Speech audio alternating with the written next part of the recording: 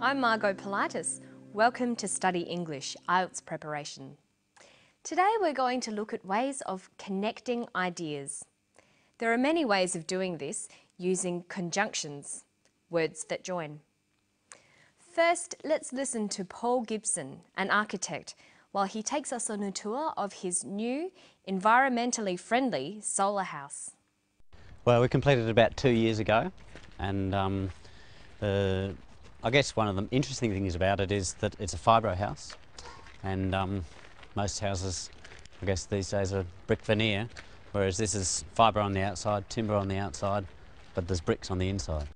Well, I guess the very high windows along the north side, going down to the lower ceiling height on the south, basically allows you to get a lot of sun in through these windows in winter, and the louvers which go out actually go to a point where the sun can be shaded completely in summer, but they can be opened to let the sun right back into the house through winter.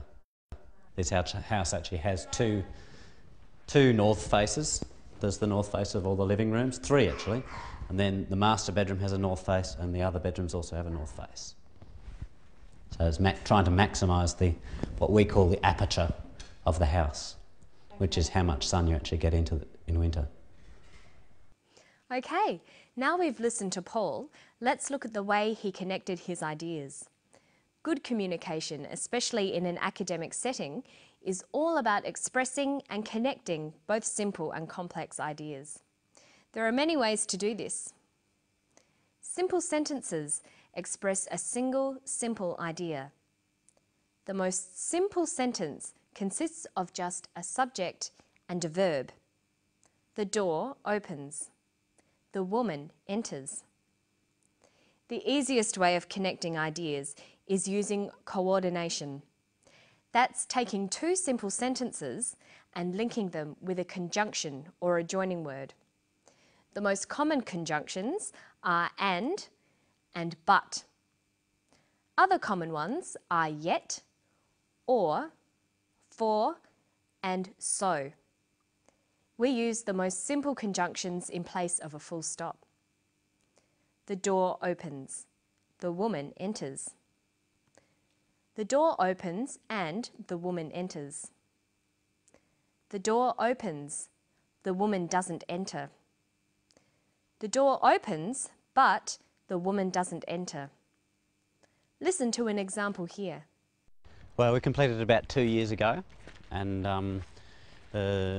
I guess one of the interesting things about it is that it's a fibro house, and most houses, I guess these days, are brick veneer. It's a fibro house and most houses are brick veneer. It is a fibro house. Most houses are brick veneer. These are 2 simple sentences. They can be linked together to form a longer sentence called a compound sentence. It is a fibro house and most houses are brick veneer. Compound sentences have 2 independent clauses, 2 clauses that can be separate sentences. Here's another one.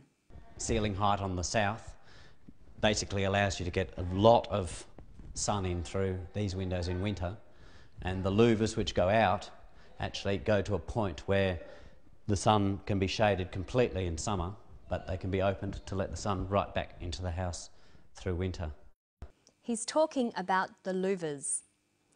He joins together 2 sentences. The louvers go to a point where the sun can be shaded completely in summer. They can be opened to let the sun back in through winter. He joins these sentences together using but. Notice we use a comma as well. The louvers go to a point where the sun can be shaded completely in summer, comma, but they can be opened to let the sun back in through winter. The conjunctions and but can also be used to join words and phrases in lists. We separate words with commas and then use a final and. The house is made of fibro. The house is made of fibro and timber. The house is made of fibro, timber and bricks.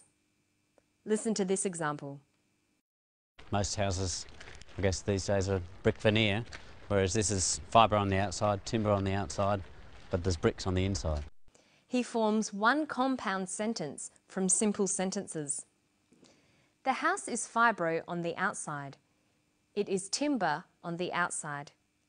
It is bricks on the inside. Notice that and is used to list similar things, but is used to contrast different items in a list. So we could also say the house is fibro and timber on the outside, but bricks on the inside.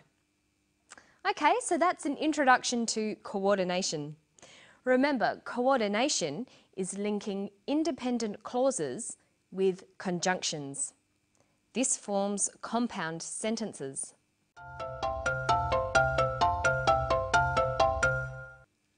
Another way to join ideas is using subordination. Subordination is linking an independent clause with a dependent clause to make a complex sentence. Dependent clauses are clauses that cannot exist separately in separate sentences. They need or depend on each other. We can form complex sentences in two ways. We can use relative pronouns, who, whose, which, where, or we can use conjunctions like because or whereas. When writing or speaking, it's important for you to practice using a variety of sentences. You'll need to use simple, compound and complex sentences. Here's another example. Trying to maximise what we call the aperture of the house, which is how much sun you actually get in winter. He uses an independent and a dependent clause here.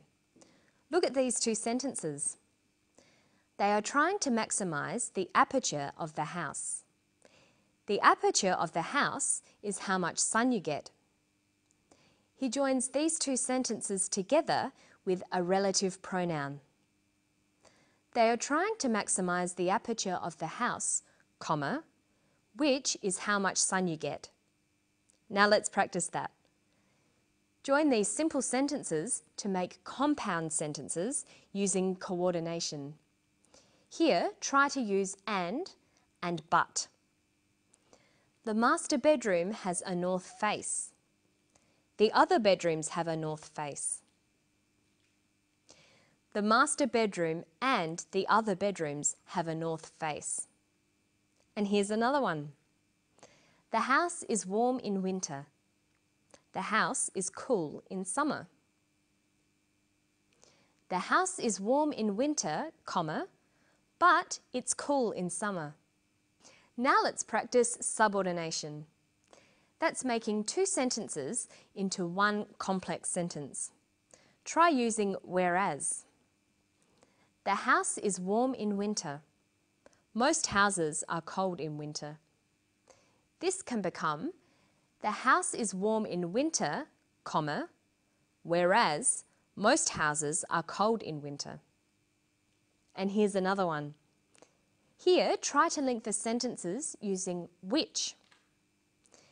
The house is made of fibro. Fibro is a cheap building material. The house is made of fibro, which is a cheap building material.